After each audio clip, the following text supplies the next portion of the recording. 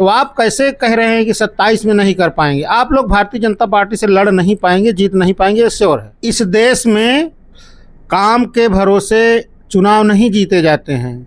भारत एक ऐसा देश है जहां प्रोपोगंडा के सहारे चुनाव जीते जाते हैं। आप लोग भाजपा के प्रोपोगंडा से कैसे पार पाएंगे? 2017 में जब योगी जी की सरकार बनती है, उसके बाद फिर से विधानसभा का चुनाव 2022 में हुआ था, और ये सारी समस्या जो आज अभी आप गिना रहे हो, टेनी वाला मामला भी 2022 के पहले का था। उसके बावजूद भी भारतीय जनता पार्टी की सरकार उत्तर प्रदेश में पुनः आई थी। साथियों नमस्कार, मैं आशीष कुमार। हमारे साथ है हर्षित यादव। हर्षित यादव ऐसे शख्स हैं, समाजवादी पार्टी में इस समय युवा हैं लेकिन छाए हुए हैं।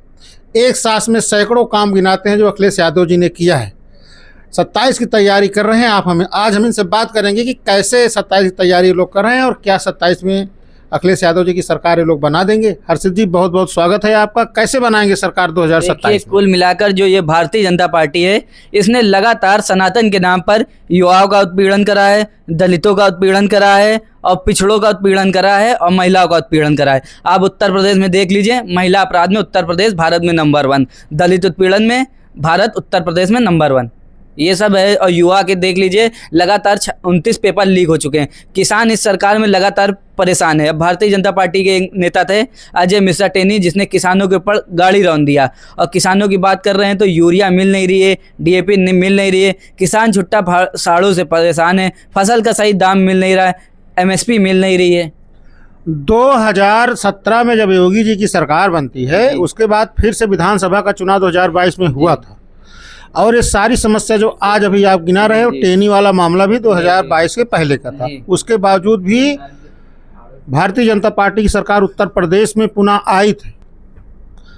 ये बातें आपकी पुरानी है, नई बातें बताइए कि नई चीज़ें क्या है जो लेके आप 2027 में आएंगे। अब आपने जो 2022 की बात करी है, तो मैं 2022 के बारे में कहना चाहता हूँ। 2022 में समाजवादियों की सरकार बन गई थी, पर भारतीय जनता पार्टी ने चोरी कर ली। समाजवादी पार्टी के कम से कम 70 विधायक, कम से कम कोई 275 वोटों से हारा, कोई 50 वोट से हारा, कोई 2000 वोट से हारा। 2022 में समाजवादियों की सरकार बन गई थी, पर भारतीय जनता पार्टी ने चोरी कर ले। और 2027 में समाजवादी पार्टी के लोग भारतीय जनता पार्टी को सरकार चोरी नहीं करने देंगे। अगर कोई भी तोता पोलिंग बूथ के अंदर घुसता है तो उस तोते को वहीं कैद कर लिया जाएगा। आपके पास 2027 में चोरी नहीं होगी, इसके लिए रणनीति क्या है?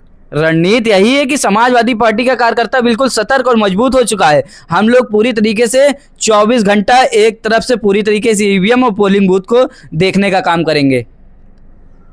2027 का चुनाव आप किस मुद्दे पर लड़ने जा रहे हैं? आपकी पार्टी बढ़ती महंगाई, युवाओं का मुद्दा है, किसानों का मुद्दा है, नौजवानों का मुद्दा है, उत्तर प्रदेश की तरक्की का मुद्दा है। अब मान राष्ट्र अध्यक्ष अखिलेश यादव ने जैसे 2012 से लेकर 17 के समय में 100 नंबर देने का काम किया, 10-90 देने का काम किया, 108 देने का काम किया, समाजवादी पेंशन देने का काम किया, कन्या विद्याधन देने का काम किया, लोहिया आवास देने का काम किया, 22 लाख लैपटॉप देने का काम किया, आगरा एक्सप्रेस वे बनवाया, पूर्वांचल एक्सप्रेस वे बनवाया, 45 जिलों को 4 लाइन से जोड़ने का काम किया, वेदांता अस्पताल बनवाया, लोहिया अस्पताल बनवाया, बलरामपुर में 4 मंजिल की ओबीडी बनवाई, कैंसर इंस्टीट्यूट बनवाया, हाईटेक अल्सर सिटी बनवाई, एससीएल सिटी बनवाई, इकाना स्टेडियम बनवाया, पुलिस हेडक्वार्टर बनवाया, और भी बहुत सारे काम समाजवादी पार्टी ने अपनी सरकार में किया।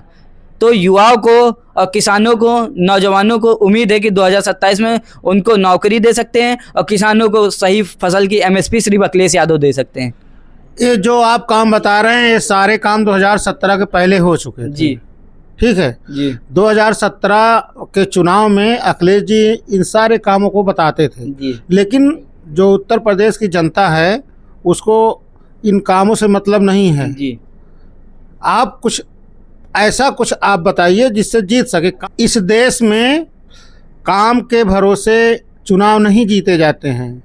भारत एक ऐसा देश है जहां प्रोपोगंडा के सहारे चुनाव जीते जाते हैं।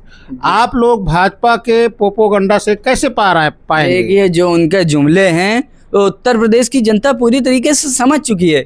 उनने 15 लाख रुपया दिया नहीं, 2 करोड़ युवाओं को नौकरी दी नहीं, किसान की आय दुगनी नहीं हुई, स्मार्ट सिटी मोदी जी ने बनवाई नहीं, भारत भुखमरी में 105वें नंबर पर पहुंच चुका है। चाइना 4000 वर्ग किलोमीटर अंदर घुस चुका है और अमेरिका टैरिफ लगा रहा है। ये सब मुद्दों को उत्तर प्रदेश की जनता देख रही है। और आपने जो कहा कि काम के दम पे चुनाव नहीं जीत सकते हैं, तो ये भारतीय जनता पार्टी की जो सरकार है ये अपना मन विधान से देश चलाना चाहती है, मनुस्मृति से देश चलाना चाहती है। तो इसका जवाब उत्तर प्रदेश की जनता ने लोकसभा चुनाव में दे दिया है भारतीय जनता पार्टी को।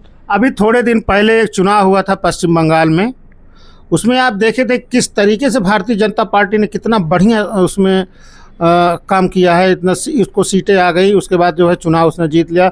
बिहार में उन्होंने अपना मुख्यमंत्री बना दिया। तो आप कैसे कह रहे हैं कि 27 में नहीं कर पाएंगे? आप लोग भारतीय जनता पार्टी से लड़ नहीं पाएंगे, जीत नहीं पाएंगे, ये श्योर है।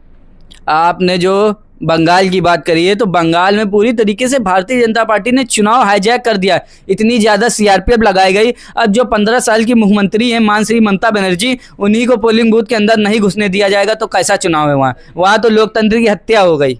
कैसे यहाँ नहीं करेंगे? यहाँ बंगाल में किए हैं, कुछ नहीं कर पाए कोई, यहाँ पर क्यों नहीं करेगी भाजपा, ये बताओ। अब आपने बंगाल की बात करी है, तो मैं कहना चाहता हूँ टीएमसी और समाजवादी पार्टी का कार्यकर्ता में आसमान जमीन का अंतर है। समाजवादी पार्टी एक आंधी है। समाजवादी पार्टी ऐसा समाज बनाना चाहती है जो किसी के पैरों पे ना खड़ा हो। और नेताजी कहा करते थे समाजवादी पार्टी युवाओं की पार्टी है। समाजवादी पार्टी को कभी बूढ़े नहीं होने देंगे। हमारे जैसे युवा इस बार 2027 में सरकार बनाएंगे, और अगर उत्तर प्रदेश की जेलें भरने पड़ेंगी तो जेल भरो आंदोलन भी होगा उत्तर प्रदेश में, पर सरकार अखिलेश यादव की बना के दम लेंगे हम लोग।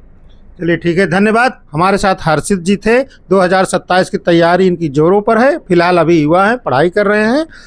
आपको ये वीडियो कैसा लगा आप ज़रूर बताएं। नमस्कार।